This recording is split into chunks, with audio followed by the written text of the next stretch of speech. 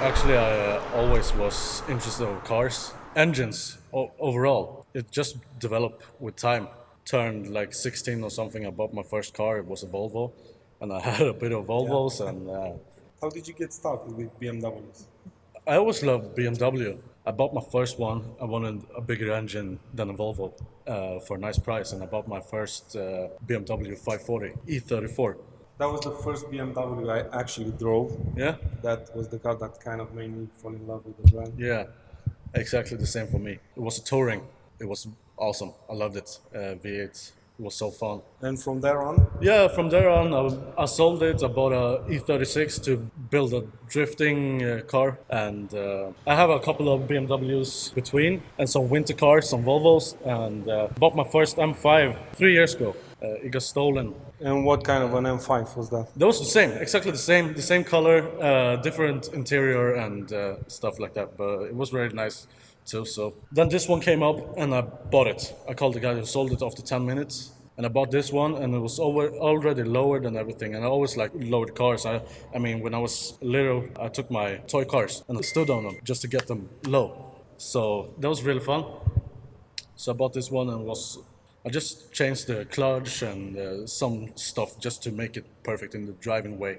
Yeah, I did the lip in front of the car and new rims and just some small details just to make it mine, Exactly. and not bought. And I have TPG stands that I represent and run here in Sweden. We started in Norway. Tell me about the E39 M5. Yeah. Is this something you were specifically looking for? It was my dream car, and I got the first one. I was so happy. I bought it rather cheap from a friend, but it was awesome.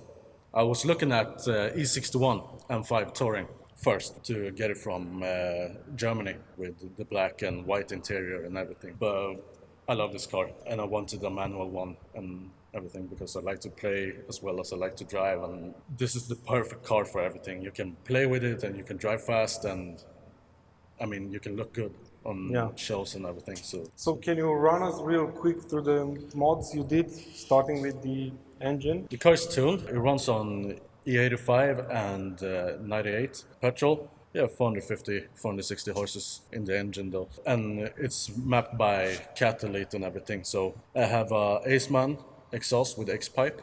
The clutch is upgraded, and that's about it. I really like the wheels. Yeah. They really fit the car. Yeah, very the well. wheels are Japanese wheels, SSR Koenig, 5 through 114.3, so it don't fit. I have converted spacers and measure everything in because I think it's 2 sets of wheels in Sweden of these ones. It's mine and a guy with a Nissan. Tell me a bit about the interior. You said something that the Alcantara one is pretty unique. Yeah, this is very unique.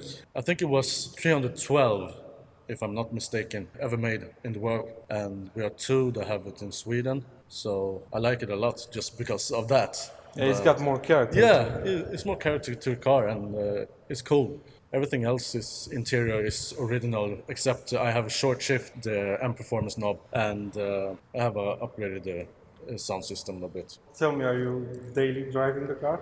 Actually, I drive it as much as possible, almost every day. In the winter, I'm guessing No, it's not the winter, not the winter. I put it in the garage and let it rest. I'm thinking of making a airlift system on it, and I will rebuild the wheels, the front wheels, to wider and put them in the back, and take the back wheels and put them in the front. And that's the plan so far. Maybe I will build the exhaust again. I've done it a couple of times, so I love the sound now, but you can always get it better. This is one of those cars that sound good even stock. Yeah, exactly.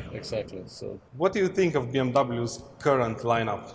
I love the M cars, obviously. The M4 and M2, I love them. Pick one. One. Yeah. I think it will be the M4, actually. I love it.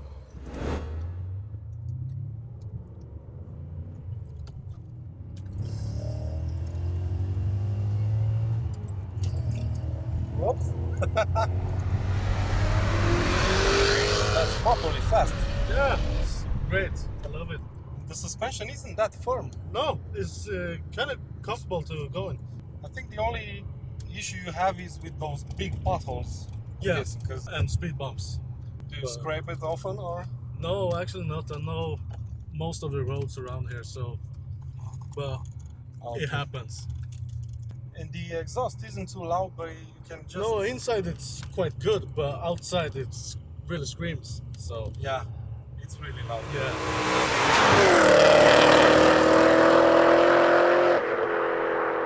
The whole car was ace snitcher from the start, with the front and rear and the wing and everything. Okay. The wing I don't like it. No? It's too big. Yeah. I like it original in the rear. So, but I like the front. It's different from original M. Added this lip to it. That's It's a custom lip. Yeah, that's a custom. I did it myself. I actually like to be a bit different from everybody else and do something that I created, or you know.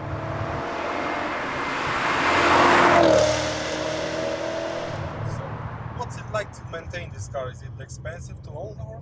Yeah, it's manageable because, I mean, if you just ride like this and take it slow and everything, it's not. I don't need to put so much petrol in it, but I don't drive this like this usually. You shouldn't. No, because it's an M car. I like Yeah. to use it as an M car, even though it's static and low and everything.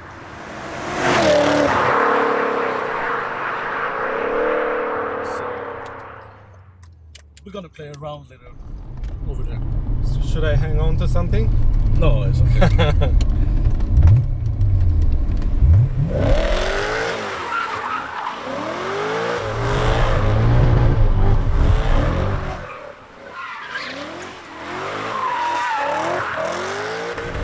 This is properly awesome. Man. Cool car you have here, Mike. Yeah, thank you.